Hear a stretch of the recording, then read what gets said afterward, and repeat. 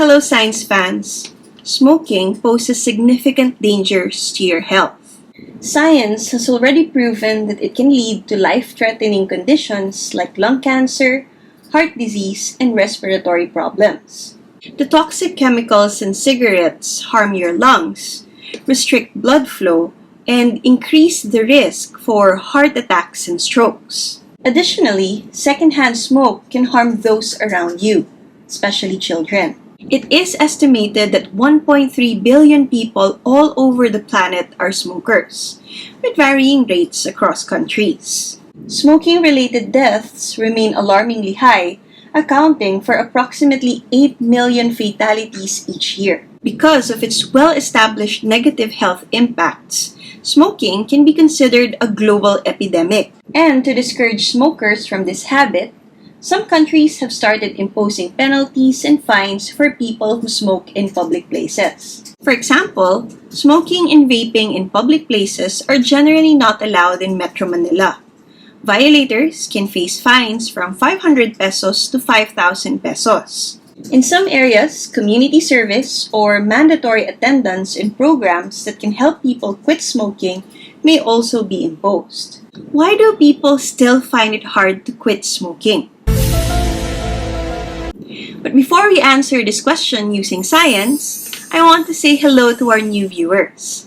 My name is Chona and I'm your resident Filipina scientist. I'm a researcher in the field of biology, and I've always been fascinated about how what we eat, drink, and do in our daily lives can affect what's happening to our cells. I'm also a teacher who handles subjects like zoology and cell biology, and I always remind my students how the simplest things that we do daily can have lasting effects on our bodies. And SHE-ensya is my science communication channel, where I try to explain the science behind events that can affect our health. Smoking is addictive because of nicotine.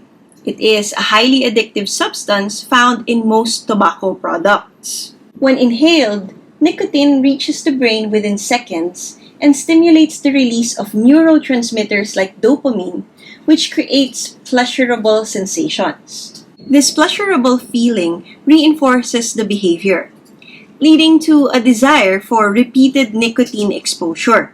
Nicotine addiction occurs because it alters the brain's chemistry over time. With continued exposure, the brain adapts and becomes dependent on nicotine in order to function normally.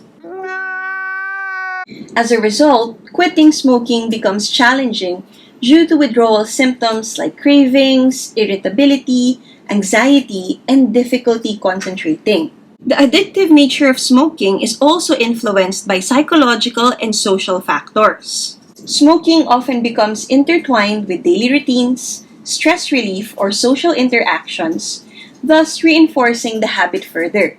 Additionally, the tobacco industry's marketing strategies, such as appealing packaging and targeted advertising, contributes to the initiation and maintenance of smoking addiction. Some countries, like the Philippines, have tried to counter these marketing strategies by requiring tobacco companies to put grotesque pictures of deceased body parts in cigarette packaging. Now, this has done little in stopping people from buying cigarettes because a lot of people still think that these negative health impacts won't necessarily happen to them.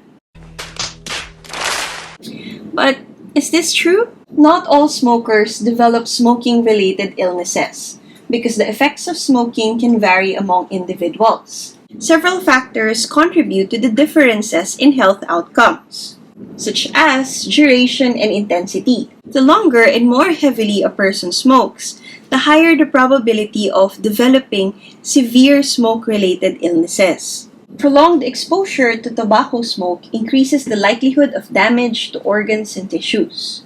Then there's genetic factors. Genetic variations can influence an individual's susceptibility to the harmful effects of smoking. Some people may have genetic factors that make them more resilient to the effects of smoking, while others make them more susceptible. There's also lifestyle and overall health. Other lifestyle factors such as exercise, diet, and overall health can affect a person's vulnerability to smoking-related diseases. Healthy lifestyle choices can mitigate some of the risks associated with smoking.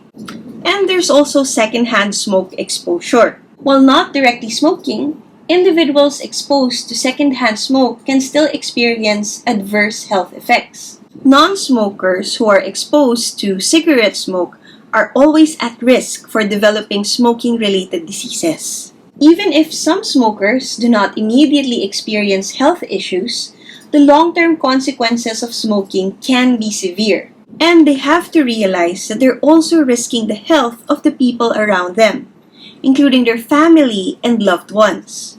Quitting smoking remains the best course of action to reduce the risks and improve overall health. So, what is the best way to quit smoking? That's a pretty tough question to answer, especially due to the changes in brain chemistry that most people who are addicted to smoking already have. But quitting is not impossible. There are several effective strategies and approaches to quitting smoking. And here are some commonly recommended methods. Nicotine replacement therapy. This involves the use of products such as nicotine patches, gum, candy, inhalers, and more in order to reduce nicotine dependence. Nicotine replacement therapy helps manage cravings and withdrawal symptoms while gradually weaning off nicotine. There are also medications. Certain prescription medications such as bupropion and varenicline can help reduce nicotine cravings and withdrawal symptoms. Of course, these should be taken under the guidance of your doctor.